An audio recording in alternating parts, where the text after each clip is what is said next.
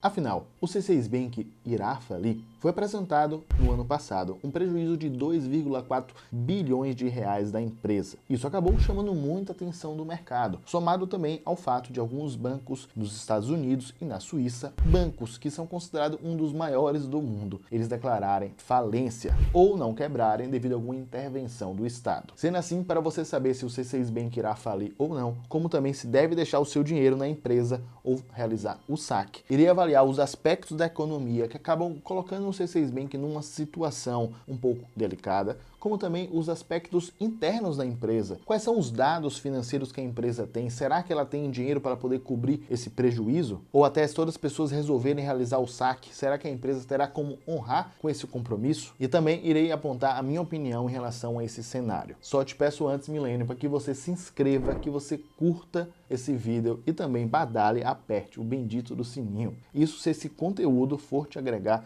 em algum sentido. Eu vou começar falando em relação ao cenário econômico geral. Vale dizer, provavelmente você sabe disso, que a taxa Selic, a taxa de juros da economia, se encontra em altíssimos patamares, não somente no Brasil, como no cenário econômico global. A maioria dos países desenvolvidos, principalmente, estão apresentando essa taxa acima da média. Tudo isso devido aos preços dos produtos estarem cada vez mais subindo, ou seja, nós estamos tendo o efeito da inflação na economia. E a taxa Selic, a taxa de juros, é o principal instrumento para tentar segurar essa inflação, fazendo com que os preços eles não aumentem de forma descontrolada, o famoso hiperinflação. E quando a taxa de juros está alta no Brasil, faz com que as pessoas peguem menos empréstimos. E tudo isso acaba impactando com certeza qualquer instituição financeira, visto que uma das principais receitas de um banco é realmente emprestar. Pode ser tanto no viés do cartão de crédito, como também focando no empréstimo para algum financiamento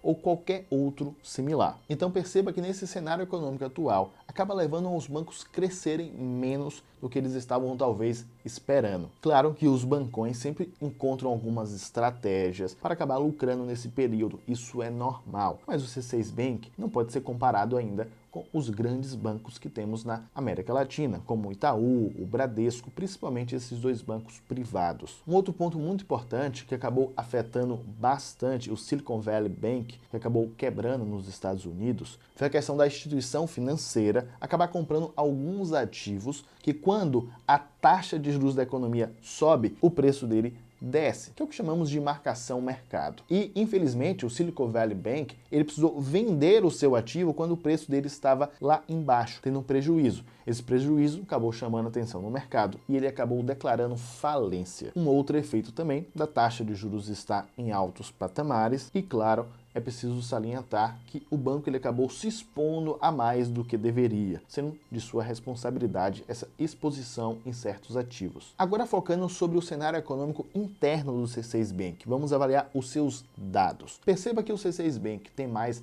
de 20 milhões de clientes, ou seja, uma marca histórica, principalmente sabendo que a instituição financeira tem ali próximo de 3 a 4 anos no máximo, tendo atualmente 1/3 dos clientes que o Nubank tem, porém o Nubank está nessa trajetória de banco digital há muito mais tempo. Uma outra questão é que 20 milhões de clientes, estamos falando em quase que 5% da população brasileira. Imagine se você tem algum negócio ou trabalha em uma empresa e você tivesse 5% da população brasileira como seu cliente. Bom, olhando por esse lado, aparentemente seria muito factível você conseguir fazer com que essa empresa desse lucro, porque você consegue escoar os seus produtos para 5% da população brasileira. Porém, na prática, não é isso que nós estamos observando. O C6 Bank ele vem apontando um prejuízo anualmente, como você pode observar na tela. Além do mais, no ano passado foi reportado um prejuízo de 2,4 bilhões de reais. Então, eu acabei olhando um pouco mais adentro em relação aos dados da empresa. Será que ela não diversificou a sua receita ao longo do tempo? Focou somente em empréstimos? Ou até talvez o crescimento que eles vêm tendo em relação à receita vem diminuindo com o passar dos anos? E não, pelo contrário, a empresa aumentou bastante as formas que ela consegue monetizar em cima dos clientes que eles têm, fazendo um movimento normal do mercado. Toda empresa precisa fazer essa diversificação em relação à receita. A Apple, por exemplo, ela vende o Apple Watch, ela vende o celular, ela vende o fone de ouvido, ela vende no Apple Store. Então, tudo isso faz com que a Apple tenha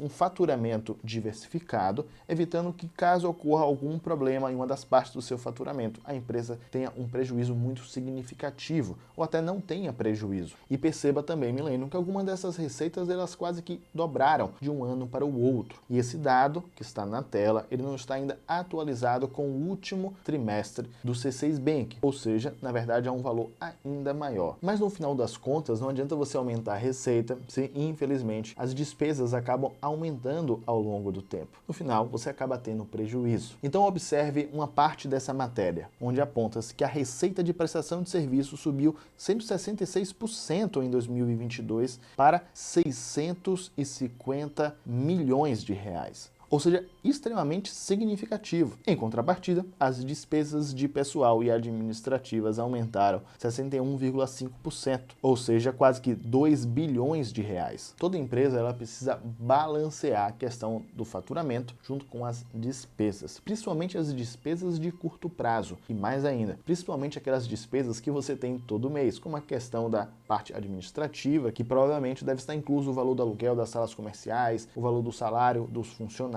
dentre outros custos. Mas claro que eu quis identificar se o C6 Bank ele aumentou também um custo de aquisição de cliente. E o que seria isso? O CAC. O custo de aquisição do cliente é quanto que você paga para ter um cliente novo em sua plataforma. Na teoria, no período de consolidação de uma empresa, ela acaba aumentando esse custo. O C6 Bank ele aumentou a quantidade de dinheiro disposto para poder capturar novos clientes para a sua base, a fim de que futuramente ele consiga monetizar em cima dos seus clientes de uma forma ou de outra, ou cobrando alguma taxa, como por exemplo, será cobrada uma taxa de manutenção, como também aumentando ou se não oferecendo cartão de crédito para as pessoas e algumas que não irão pagar, ele irá rentabilizar em cima disso. Movimentações na parte da corretora, fazendo com que ele ganhe um DX em relação a todo esse processo, sendo mais eficiente, pensando pelo lado de monetização em cima da sua base de clientes. O que chama a atenção do mercado é que essas empresas mais voltadas como bancos digitais, eles acabam rentabilizando muito pouco por cliente. Olhe na tela um exemplo disso. Perceba que a XP Investimentos, o BTG Pactual, que são bancos já consolidados no Brasil, eles ganham muito mais por cliente do que os bancos digitais. O outro dado que não pode faltar nessa análise é o índice de imobilização. Quanto menor esse índice, melhor, mais saudável é a instituição financeira. E o C6 Bank tem ali próximo de 5,3%, ou seja, bem baixo, levando em consideração que o recomendado tolerado pelo Banco Central é abaixo de 50%. Sendo assim, o C6 Bank ele tem um dinheiro com a alta liquidez, em qualquer instante ele consegue movimentar caso precise, por exemplo, utilizar para fazer algum tipo de investimento, ou utilizar para poder pagar algum ativo financeiro no mercado, ou até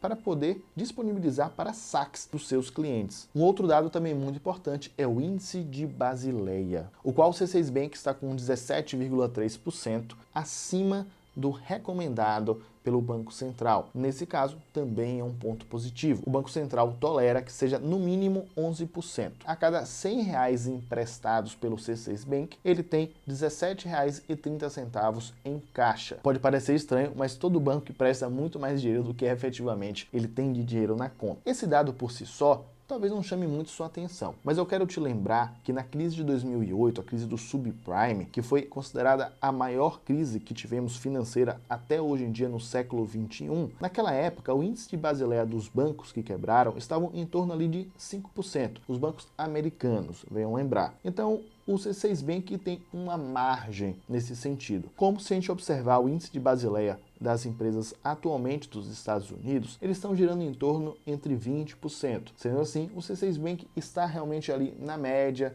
dos bancos. Nesse caso, Millennium, levando em consideração o cenário econômico atual, onde temos uma alta taxa de juros global, onde temos uma inflação também nos países desenvolvidos, bem como levando em consideração os dados financeiros na empresa, a interpretação desses dados, tudo isso não traz um grande indicativo que o C6 Bank irá falir agora, nesse exato instante. Mas é preciso que você saiba que que os bancos, via de regra, eles quebram no boato e não no fato. Então, quanto mais boato existir no mercado que o C6 Bank pode falir, mais pessoas irão realizar o saque. E cada vez mais o banco irá ficar com uma iliquidez, sem recurso para poder girar aquelas despesas do dia a dia. Se isso virar um efeito bola de neve, claramente, isso pode ter algum prejuízo muito grande para o C6 Bank e para o cenário geral em relação às instituições financeiras. Estamos falando de 20 milhões de clientes. Com isso, não existe uma probabilidade agora do C6 Bank quebrar. Não quer dizer que você não possa se proteger, diversificando o seu patrimônio em alguns outros bancos ou até nos bancões, que é muito normal